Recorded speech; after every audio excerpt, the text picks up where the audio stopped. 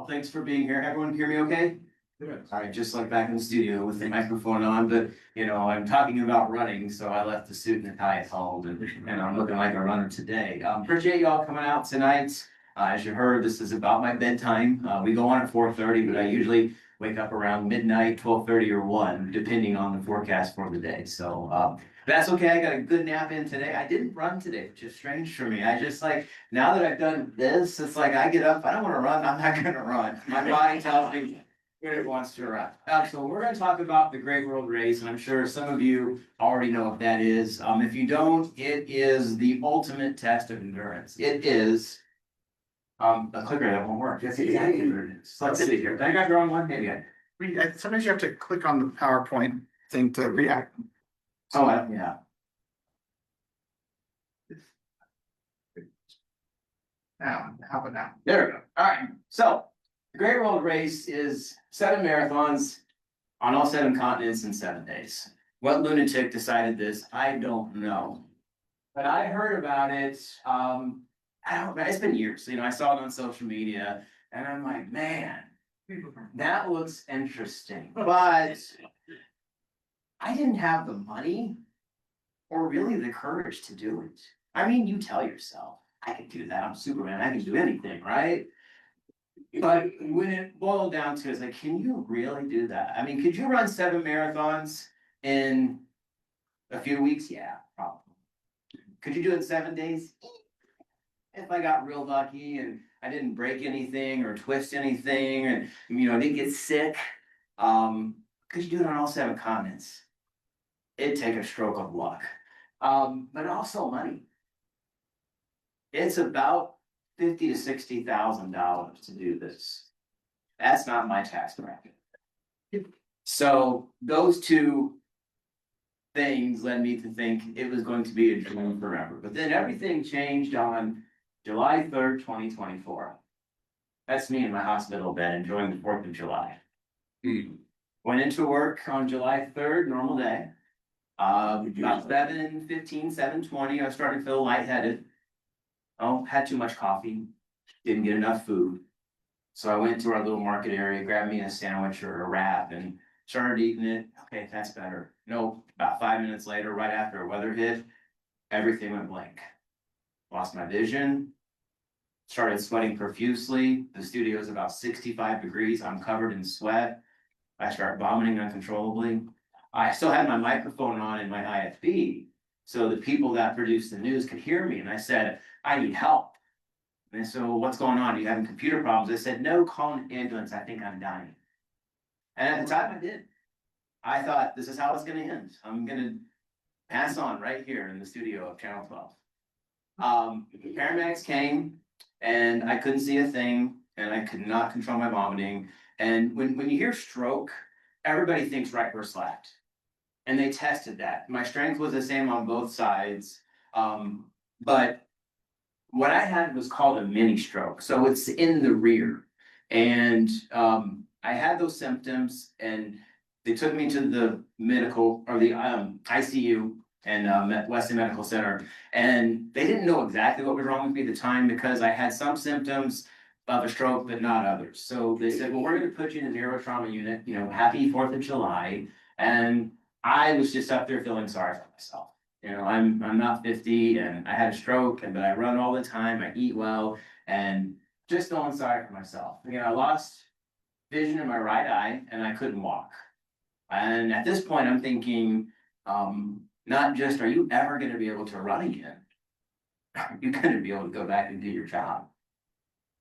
Yeah, they can make adjustments, but I didn't want any visitors. I had people requesting to come see me. Nope. One man came to see me, my running coach, Tony Brown, who doesn't take no for an answer. He said, you can tell me what room you're in, or I'll find out. So besides my wife and daughter, he came up, and he told me, he said, Jake, I know you. I've been with you for a few years now. You're one of the strongest people I know. You're going to get back up bigger and better than before.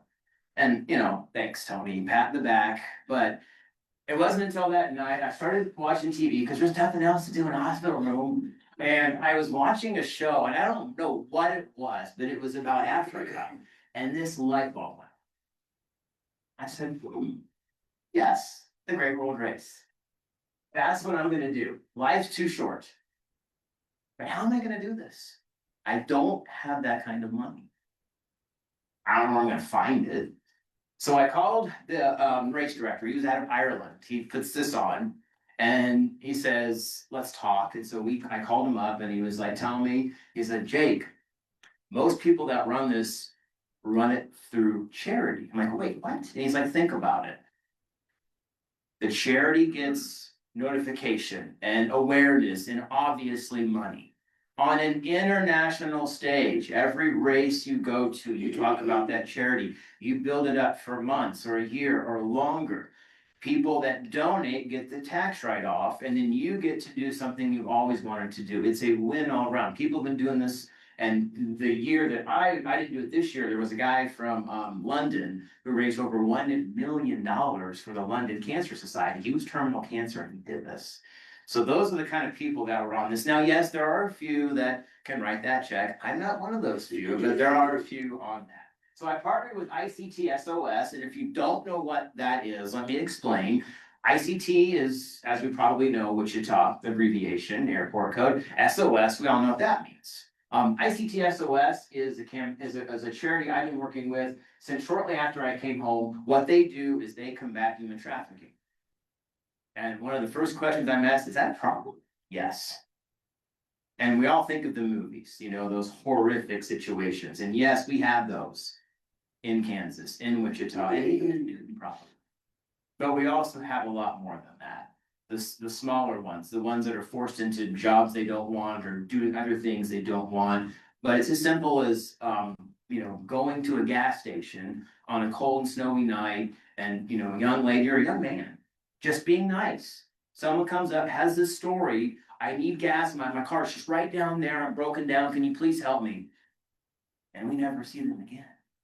And it happens all the time. So I've done some dumb things for Jennifer White, the director of ICT SOS, before. I ate, I think, 5 ice cream bars in 3 minutes to raise $1,500 for her. So that was actually kind of fun. But and Tony, I bet Tony does more dumb things than I do for running.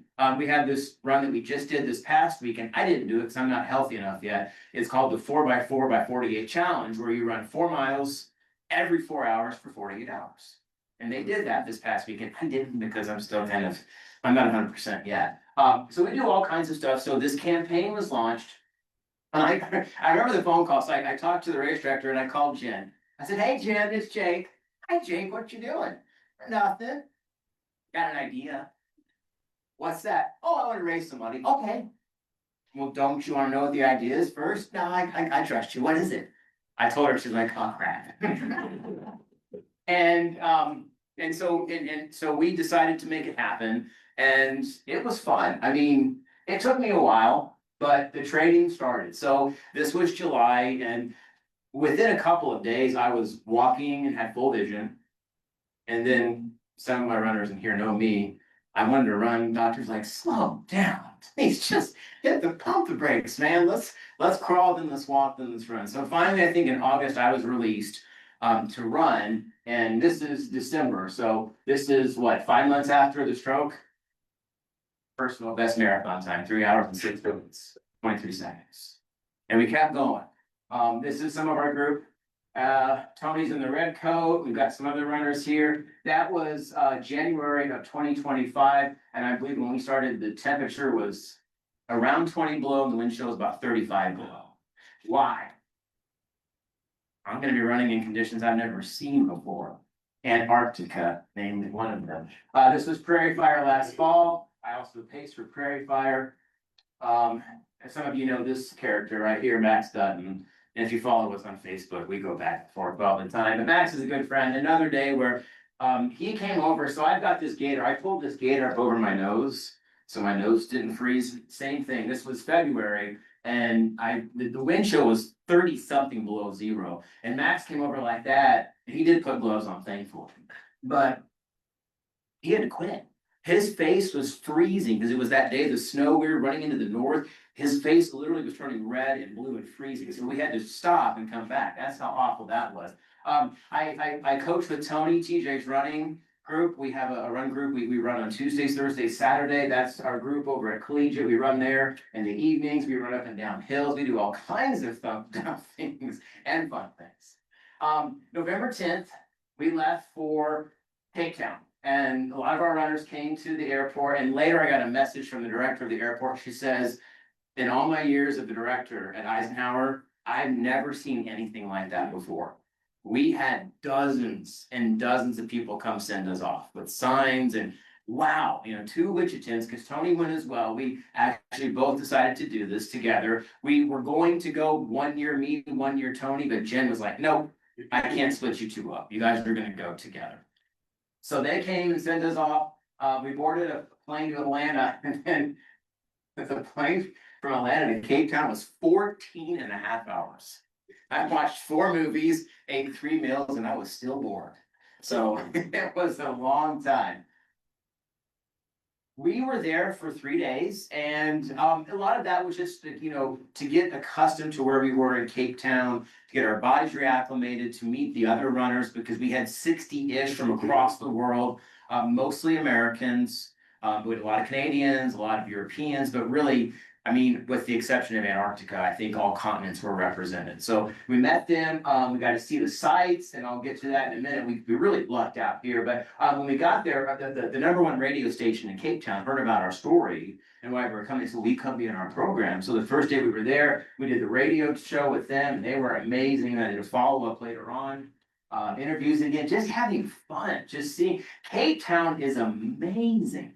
A couple of movies were filmed there, lots of movies, but there's one with Denzel Washington and the CIA. And the cool thing about Cape Town is if you could, Africa, right? The bottom tip of Africa. So you've got the Atlantic Ocean on one side, and that's cold. That's the cold water. It's usually, they tell me the water is usually like in the 40s or 50s, and that's where the penguins hang out. But you can literally go just a few miles away, and that's the Indian Ocean, and it's like in the 70s and 80s, and there's surfing and swimming and all that stuff. So it's kind of like if California and Florida were like kind of just meshed together. You got literally within a few miles, if you want the cold, scenic, and that's what Cape Town reminded me of. Really, was California. So that's the view. So we had a host. So one of our runners has a friend in Cape Town, and he picked us up from the airport and took us all over the place, showed us the sights and sounds. So we had a really good time.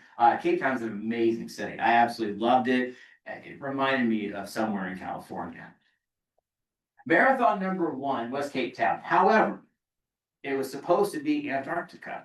But when we signed up for this thing, they said expect the unexpected.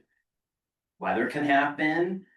Things can change. And so about 6 hours before we were supposed to leave Cape Town and fly to Antarctica, we couldn't because it was too warm. What does that mean? Well, Antarctica, you're going to see in a moment, there's no runways. You land on ice. And it got too warm, so the runway turns to slush. You can, I forget if it's take off or land. You can do one or the other on slush, but you can't do the other. I believe that you can't land on slush. You can take off, but you can't land. It's risky. So they said, change of plans. Put away your cold weather gear, because we're going to run Cape Town in a few hours. So we ran Cape Town. Again, that's myself and Tony before the race. That's me finishing. I just had fun this way. I didn't know. People were like, what is your goal? I'm just to finish. And I ran, I have a pretty particular pace when I run marathons. I was all over the map. I had some 6-minute miles, I had some 12-minute miles, and everything, because I just wanted to meet people. So I was running, I just had so much fun. We finished this race, it was Saturday morning. We finished, the last people that finished up were probably around noon or 1. And then we had to get back to the hotel and get on the plane and go to Antarctica. Now, once we got through with Antarctica, I'm going to show you the plane we're on. Anybody here, some of you may know the group, the Foo Fighters? Okay, that was their plane for one of the world tours. This thing was top notch. You've got every pod reclines 180 degrees. We had coffee and tea and hors d'oeuvres and food. They fed you all the time.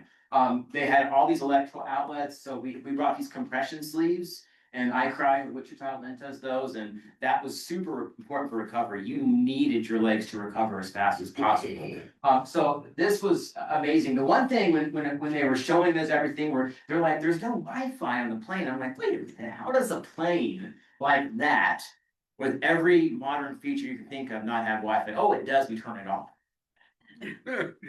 Because they didn't want us on our phones or on anything electrical. As you'll see in a little bit, we had a pretty basic routine, and that did not include being on your phone. That included eating and sleeping. So that's one of the questions I've had. What is a daily routine? There is no such thing as day or night. I mean, what time was it? Was it Wichita time? Was it the place we were leaving? Was it the place we were going to? Was it where we were currently at in the air? Time didn't matter. Day or night didn't matter. We dropped the blinds on the plane. So that was closed off because it was time to go to bed. So basically, we took off from the airport, and if you've been on a plane 10,000 feet, ding, here comes the beverage service, right? They came out like nothing you've ever seen before. The best restaurant service in ever. Coming out with our food because they wanted to get us fed as fast as they could so we could get some rest. Remember that flight to Cape Town? Hey, that one kind of stuck because I was, sitting like this and big guy next to me and whatever. But we wanted these to be nice and long because that was our only time to sleep on the plane. So first meal at 10,000 feet, sleep as much as possible. 2 hours, 3 hours, if you got lucky, maybe 4 or 5. It wasn't, nice restful sleep. It was interrupted sleep, but you did what you could because at 2 hours before landing, they served that second meal. And sometimes it was breakfast, sometimes it was lunch. We didn't care. We were hungry. We just wanted to eat. We would land, and then we would take the bus to the marathon site. They were anywhere from 10 minutes away to the longest was Portugal, which is about 40 minutes away. So we all got on these big chartered buses and went to the marathon site. Ran a marathon. If you were fast, you got to take a shower. If not, you can take a shower, but it's probably going to be cold water. These were public bathhouses, most of them. A couple of times we had hotels, but these were usually just public bathhouses in these countries. And then after every race, they had a big buffet of food. Sometimes it was local cuisine, but that was the problem too, is you had to be careful. All this great food, but if I eat that, what's going to happen tomorrow when I'm running? So it was difficult to say no to some of the things that you wanted to try. And then take the bus to the airport, do it all over again, 6 more times. That was our routine for about 7 days. Marathon number 2, the White Desert, because that's what it is. There's the airport, full thing.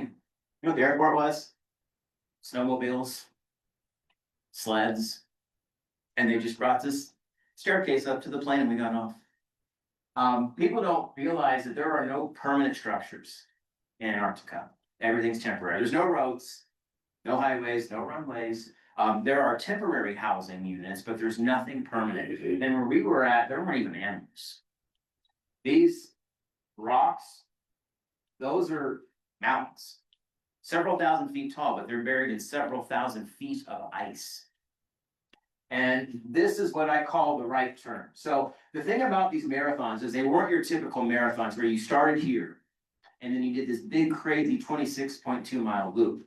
All of these were either out and back or small loops because they were only for us. They weren't like open to the public, not that there's public in Antarctica, but they were just for us.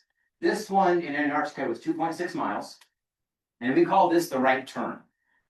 You made this right turn, you were heading directly into the wind. The wind was about 40 miles per hour. Everything started to hurt. Started at 12:30 in the morning. That's what it looked like. Now, Antarctica, we were there mid-November. They were going into their summer season. So we started at 12:30. Again, temp was 9, but the winds were 30 to 40. So they estimated the wind chill was about 30 degrees below zero. Running into the wind was one of the most miserable things I've ever done. I still have nightmares about that. I still have nightmares about how horrible that was. In fact, the wind chill was so low, people got frostbite. I didn't, for some reason, I got lucky. And several runners couldn't finish. All of the marathons, we were told we'd have 8 hours to finish in, but weather pending, they would change that time. They dropped it to 6 hours. And running on those conditions, your feet and your ankles got extremely sore and very tired. So a lot of people had to stop at half marathon. I didn't. In fact, we had 10 loops. I wasn't counting. I was trying not to die. So I get, and then also all these marathons, we had like bibs. They have timers on them. So you go across the electronic and it, keeps track of your time in your labs. And there's no Wi-Fi there. There's no cell phone service. There's nothing. So they have people out there counting. Were they always out there? No, they were trying not to die as well. And again, this picture was taken, it warmed up. By the time we finished 5-6 hours later, it got to like 35-40 degrees. So it did warm, and again, that's the warm spell. So it did get better during the course of the race, but it was awful at first. So I'm coming through, dying. Jake, one more lap. Okay, one more lap. I can do this. I can do this. Yay, medal. I'm doing my clothes. Well, 30 miles. I ran an extra lap. Not by choice, because I wasn't keeping track and they messed up. And watches are pretty good with mileage, but they're not 3.5 miles off. So anyway. Marathon number 3, we flew to Perth, Australia. It was 95 degrees. 120 degrees. Frostbite one day, sunburns the next. And yes, we wore sunscreen, but it was so hot when we would come through, they would have us dip our hands and our arms and even all the way thrown in these big buckets of ice and water because we were going to dehydrate fast. Loved Australia. In fact, I love the story too, because probably a lot of Chiefs fans in here, right? I'm not, I'm a Broncos fan. And so we landed in Perth on Monday morning, but it's still Sunday afternoon here. And no Wi-Fi on the plane, right? Couldn't watch Chiefs and the Broncos game. We landed. Ooh, Broncos beat the Chiefs. So anyway, I was like, but it happened on Monday morning for me, which is so crazy. Again, this is the whole time travel thing. Australia was a big, so every time we went to even Antarctica, some of the local scientists there and researchers, they helped out with the race. We had a group, and the Australians were absolutely amazing. They were so interested in us. What are you guys doing? All these questions along the course, rooting us along, because when you're running a marathon, that crowd interaction is so important. Whether it's this or any marathon, you get tired. You hit this mental wall, hit a physical wall. That help from the people around you will push you, can help you get through to the end. Next was Abu Dhabi, United Arab Emirates. So this was our Europe one. This was an interesting place. I mean, this was literally a movie where you've got $1 million car next to you, and then a car that is barely running. You've got these buildings that are 120 stories tall next to maybe a mausoleum that's 300-400 years old. And one thing that we were told, and I didn't know going in, and a few of us didn't, is you cannot display the cross publicly. I've got a cross tattoo right here. So do a few others. We decided we're not going to cover it up. So be it. Did we get some looks during the race? You betcha. You betcha, but we went on. That was another hot one there. I think it was really, we were on the Persian Gulf and it was just hot, humid, but that one was probably so far because Cape Town was very windy, Antarctica sucked, Australia was hot. This was probably the best race conditions so far we had. And then it was off to Portugal. This was an amazing. So we landed in this seaport town called Faro, and we took that 40-minute bus ride to Altura. I'm going to mess this up. Altura or Garbe, I believe is how they said it. But it's this tiny little town, and we had to make a last-minute adjustment. We were supposed to go to Istanbul, not last minute, but maybe a few months before. Originally, it was going to go to Istanbul, but Istanbul's not that safe anymore. So the race director guy, his friend was like the mayor or something. Anyway, when we got to this town, the entire town, and then hundreds were lined on the streets. They were so excited to see all of these international athletes coming to their town. They let the school out, and all the kids were there at the finish line, slapping our hands, giving us high fives. The weather, wow! If you're a runner, let me explain. When you start in basically like 55, 60 degrees, that is perfect. Your body doesn't have to work extra to cool you down or warm you up. That's perfect. Everybody was like, we're going to slay this one. These are going to be our fastest times. This is marathon number 5. We get through this. We've got 2 more to go. Adversity. Stress fracture during this one. I didn't know what it was. I was about halfway through or so, and I started getting some really sharp pains in my shin, and I never had shin splints, so I wasn't sure, but, I stopped. We had trainers and doctors there with us, so, part of our traveling group was, the social media people, the trainers, doctors, therapists, and like, yeah, you probably got shin splints, push through, mate, you'll be fine. Pushed through, got done, and I literally, my pace just kept dropping. I mean, it just got slower and slower. I got done, I had about a softball at the bottom of my ankle, and I went back to the doctor, he's like, no, not shin splints, you got a stress fracture. You're done. So they told me, you've done great. You did 5. You did 5 in 5 days, man. That's awesome. And remember, some people didn't finish, Antarctica. You need to stop. They saw the defeat of my face. I mean, I trained for 15 months. What I have already overcome, they said, but we can help you with pain meds and with taping, but you need to understand the risk you're taking. What they explained to me was, so if you've ever watched like a football game or a basketball game, you see that leg just snap. Joe Theismann, maybe some of you remember that. What normally happens is there's a stress fracture in the middle of the bone. Bones are not designed to do that, okay? If there's a stress fracture in the middle, that's when they snap in half. So they, I was told that if you plant your foot wrong or you do something, we'll tape it, but your bone could break right in half in 2. And then you're definitely done. And you're risking permanent damage. So a lot of tears, a lot of, what do I do? I'm a big believer in Christ, as you probably can guess by now. And so we had this, they gave me the pain meds, they taped me up, I was feeling better. And on the plane, this was my devotional.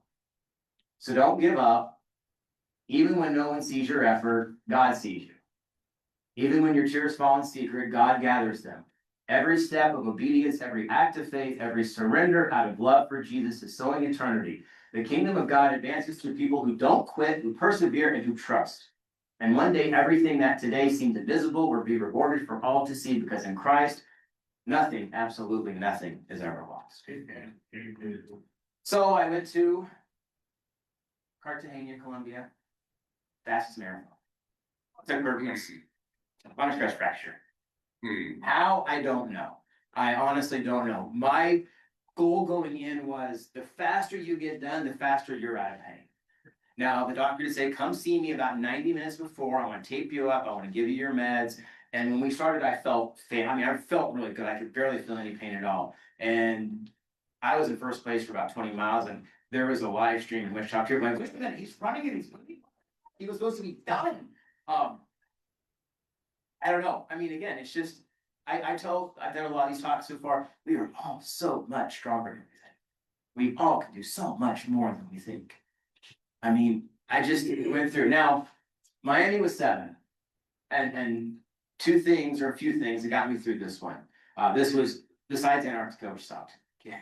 I have a love-hate relationship with Antarctica, I'm sorry. This one was hard. I didn't get to sleep. I was in pain, but I had my wife and my daughter at the finish line.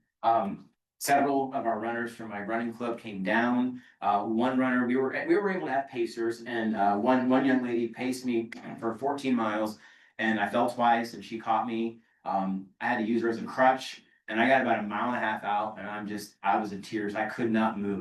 My legs were like, you are done. You're done. So we hobbled along for a few minutes, and then got about a 1/2 mile out, and I heard the crowd, and I knew my wife, so I took off and I finished. And that was an amazing moment. I mean, my son wasn't there; he just started a new job. He couldn't make it, but just it was kind of like any Rocky fans in here. Rocky 4, seen Rocky 4? Okay, that's my favorite one. But I think it was it Rocky 1 where he's like, "Yo, Adrian," his face is bloody. It was so we were on this really popular running path in South Beach, Miami. And they didn't close them down. So we had all the normal traffic plus us. It was chaos at the finish line. And I got through, and they do, everybody gets the ribbon and your medal, and then they've got the camera on you. I just wanted to find Holly and Addie. I couldn't find, once I found them, we hugged, and that was so sweet. So just some of the numbers. That number is actually old. $110,000 for ICTS. CC, they win, we all win. Totaled up on airplanes, 36,264 miles. Around the equator for our globe, it's like what, 23,000 miles. Total calories burned, 35,700. I think I lost about 5 pounds that week. Not that I have it to lose, but you physically, you're so tired, you don't want to eat. I mean, you do, but you don't, you just want to rest. And then you're in pain, and then again, you're afraid you're gonna eat something that's gonna come back up. And even I didn't realize time, but my daughter and my wife, they said, you look like a skeleton when we got there. You did not look the same. So that was a tough one. Total now, the total mileage for all 7 marathons is 184 miles, but the mix up in Antarctica, plus some, you warm ups and cool downs and stuff like that. I ended up running 197 miles in 7 days. Total hours of sleep that week, 27. Wow. 27 hours of sleep in 7 days. Time zones traveled through 18. So it's kind of cool. So we went all the way east to Australia, but then we started going back in time. So we were actually coming back in time. But from Australia to, I guess, what would be California, we missed those for 24 time zones. They went through 18 of them. Top 5 finishes, I had 3 of them. With all that said and done, having some fun there. Number of Kansans trying to marathon on all 7 continents. 1.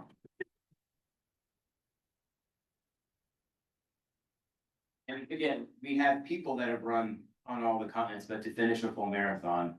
And that was something that I didn't even realize until after the fact. On the planet, and I'm talking through the sands of time, 453 males have done that in the entire globe. 166 women have done that. Those are astronomically low numbers. And we're gonna get this guy back to Antarctica. That's Tony. He's done 6. We're gonna get him this out. We're gonna get him to Antarctica and do 7. And he's gonna get mad at me, but I'm gonna call him out right now because he's here. Not Tony. Tom Morris, will you stand up? Tom is gonna run it this year. So I'm hopefully an inspiration to Tom and others. So that's my story, and I'm sticking to it. Do you guys have any questions? Yes. How did you fuel your body? I know they were giving you food, but like what kind of food? Was it more carb heavy, protein heavy? Carbs and proteins. That's what I try to stick with. I personally, and I tell my runners too, you want to stay away from dairy. The body will tend to not digest that after a while. But lots of carbs, lots of proteins. True story, my favorite race is the half marathon. I don't like the marathon because I don't like eating when I run, but you have to, whether it's gels or booze, and I did that. Oranges, apples. I try to stick with the really light stuff, granola. And again, a lot of those races, you just don't want to eat. You're so overheated, you just don't want to. But high protein, high carb. Yeah, that was pretty much what I did. So yes. A lot of endurance events, especially hot, very cold, dehydrated conditions, they have automatic weigh-in stations and hydration stations. Did they do that there in any of them? So at the start of the stop line, we had, a big setup, all different kinds, so that you could bring your own hydration and your own food and your own gels, but they had a big assortment there, as far as that. And they had the ice buckets. Now, Antarctica, they had a station, but the water kept freezing. It was too cold. So they improvised and they served as hot chocolate. But as far as, just those, and you just may do some of the longer routes, they would have they might have 2 along the route, but most of them, it was 1 at the start and then 1 halfway. So then that was a nice thing too, because in a marathon, you usually have to carry stuff with you, carry your own gels. You didn't have to carry anything. That's not no water bottles or anything, because you always had access to water or something within, a maximum of like probably 1.5 miles. That was the maximum amount you would go without having something, so. Another question, was it better in Antarctica to run out and back against the wind and let you back, or would it have been better to have a crosswind? So we had all of those because it was just a route. But that right turn I showed you, it was about 3/4 mile directly into that Oh, one. so it was a loop. Yeah, so this one was actually a loop. It was kind of a funky loop like that, and it was a kind of disformed rectangle, if you will. So we had about a 3/4 mile directly into that wind, and then you had about a little jaunt, and then you had the wind at your back for about 3/4 miles. So it was night and day difference when that when that happened. And I mean, and that was, I mean, we started at 12:30. I think my time was a little under 5 hours, I think, for that one. And that included some stops and whatnot to go into the huts and warm up. But that one, I mean, in the summer, I like running into the wind. In the winter, I get out my back. But so that one, again, Antarctica is beautiful, and I'm so thankful. I'm one of the thousands of people that have actually set foot on that continent. But it's just wow. I have nightmares about that run. It was like, and I can't. I had to take I was having a hard time breathing, so I took my gaiter down below my nose, and it was like needles just stinging me in that. Heather, sorry. Oh, you're- Did you have to wear ice cleats running? I mean, how did you keep from slipping? That's a good question. So we asked that, what kind of shoes would you wear, spikes and whatnot, and they said no, because it's usually, so it's groomed by the snowmobile. So it's like almost kind of like a groomed ski run, only completely flat pretty much. But they didn't expect that huge warm up and then big cool down. So that was our problem too. I mean, the stabilizer muscles in your lower legs were so tired. I mean, they were so painful. So that one was tight. Going back, I would have done it over. I would have put spikes on. That would have helped out a lot. That would have kept your feet more even. Otherwise, they were just doing this the whole time. So yeah. Yes. Had any more reoccurrences of TIAs? I have not. I changed doctors. I found a doctor who is a runner, and is also is a friend of mine. Said, go see Dr. Heidi. She's great. Because I wasn't happy with, anyway, long story short. And I went to go see her, and I told her everything, and she's like, you absolutely 110% had a stroke. And I'm like, well, how do you know? She's like, because the same thing happened to me. And she's like in her early 40s and a big runner. I said, what's going on? She's like, we are seeing more strokes in younger people. She says, I call it the cheeseburger you ate 20 years ago. It's not, you're doing everything right now. It's just something that happened. It was just got, right place, wrong time, whatever you want to call it. She said, just thankfully you were where you were. What if you're out on a run when that happened? Yeah, so, but no, thankfully, she did. So basically what I do is she says, I want you to have like baby aspirin with you at all times, kind of, heart. If you feel those symptoms coming on at all again, 5 baby aspirin. But only if you feel those symptoms. If that's not good for you, but that could save your life. That could thin your blood out enough to get help there. So, do I always have baby aspirin on me? Don't tell my wife. Oh, look, she's watching. So, yeah. What else? Yes. I'm just curious, so did your charity get the 110,000, or you took 60,000 to fund your adventure and then the charity got 40? Whatever that is. So we got the early bird discounts, and then we had some private funds come in. I don't know the exact math, but after, and again, that was an old number, I think they've made profit. Everything. I think it's 20 something, but don't quote me on that. But again, so we had, and I'm not going to name him, but I had a private donor kick in a big check when my mom passed away actually last March, and he made a huge donation in her name. So yeah. So what's the charity next year? If each runner just chooses. Yeah, I mean, so there was 60-ish of us there, and I would say 40 were there working through a charity, some of them on their own dime, but with the charity at all. And then there were maybe, the other 20 were just there because they have they can do that kind of thing. But I mean, Cancer Society, Parkinson's, suicide awareness, But what's your buddies? Oh, Tom's just going. Yeah, Tom's just going, and I got a message from Tom a few months ago. He's just like, hey, I'm doing this, and can I pick your brain? So we had lunch, and he picked my brain, and I get a text from Tom about once a week now, asking me questions about here and stuff like that. So, and I'm happy to help. I just can't figure out. To me, this was such a well-kept secret, and maybe that's just because I live under a rock. But I never saw billboards. I never saw, well, we don't have a newspaper, but how did I miss Was there a bunch of advertising about local person doing this? We kind of didn't talk about it much until probably 3 months before, and then we did a lot on social media. Well, like, what does that mean? Like, I get on my little Facebook and I get on my little Instagram. Well, evidently, wherever you advertise, wasn't where I was looking.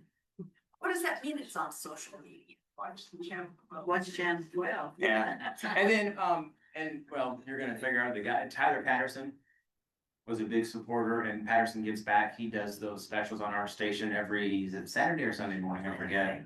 And he did that. We talked about that. He was actually supposed to go with us as well, Tyler, but he, on his own dime, but he had to back out for reasons, personal reasons to him. But we just, I mean, ICT SOS has their normal routes of raising money through their local things and their sponsors and whatnot. So we pretty much went that route. My dermatologist kicked in money. I knocked on doors that I was comfortable with, and pretty much a lot of them, did.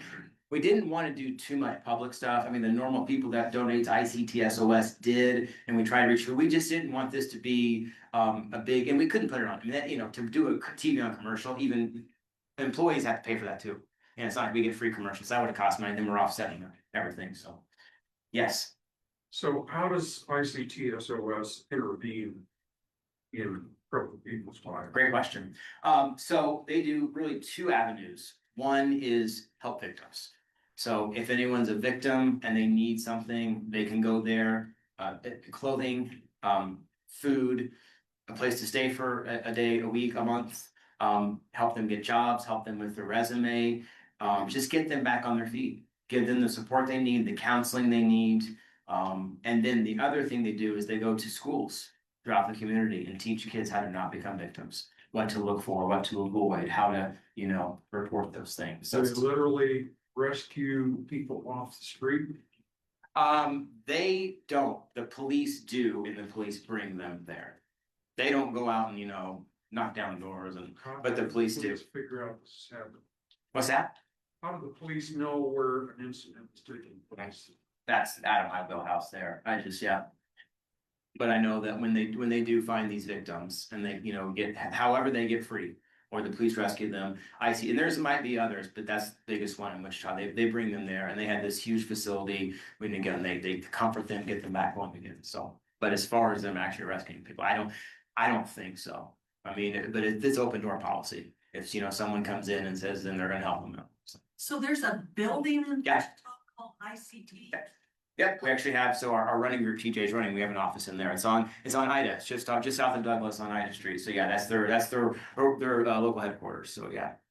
Yeah, it's a great, ICTSOS.org is the website, and you can read more about it and find out more about it. But again, it's just something that Tony actually brought me into it. He's done he continues to do dumb things running wise. And I mean that with a big heart, obviously. And I met him, he brought me in, and it's funny, the way we met is I was at work one day on TV talking about my run with whoever, and he heard it, like, wait, what? And so he sent me an email. He's like, hey, you're a runner, I am too. And so we met and became good friends, and then we coached together at Fleet Feet, and then we went out and run. We've got our running group, TJ's running, and 150 of our people, we can coach them. Maggie used to come run with us, but I lost Maggie. We'll get you back.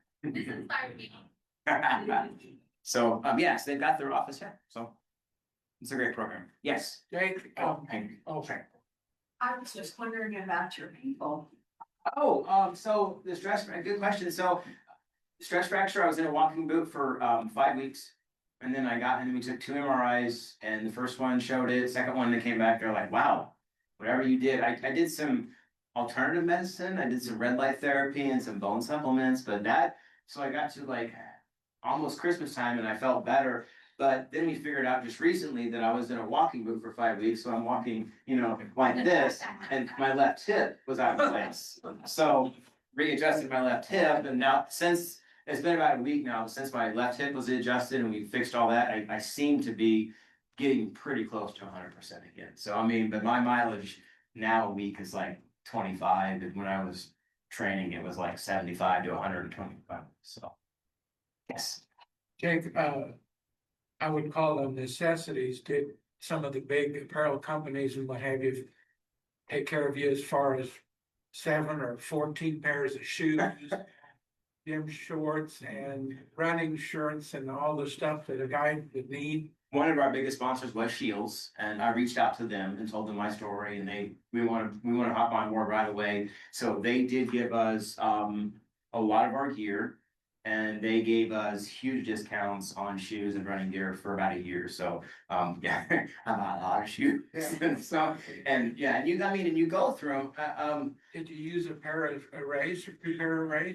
No, I brought 3 pairs, and then they said bring 1 pair that's about a half size too big because your feet are gonna swell. At some point, your feet are gonna start swelling. I did have to use those shoes once.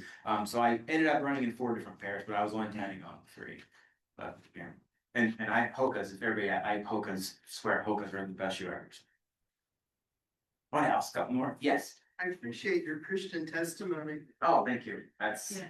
I mean, he's got me through some pretty dark times, and he was with me that whole race, and I every day, even at 12:30 at night, when I wake up, starts with devotional and Bible reading. So that I read that in the plane, I was just like, oh, I'm gonna do it.